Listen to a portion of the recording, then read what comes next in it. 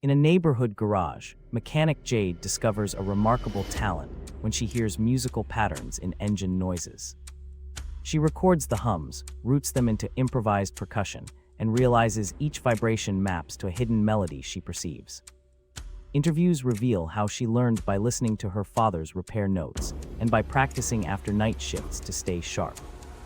Her community builds a pop-up show where engines become drums, teaching youth to translate everyday sound into creativity. Facing doubts and limits, Jade perseveres, proving that attention, patience, and curiosity can turn ordinary work into hope.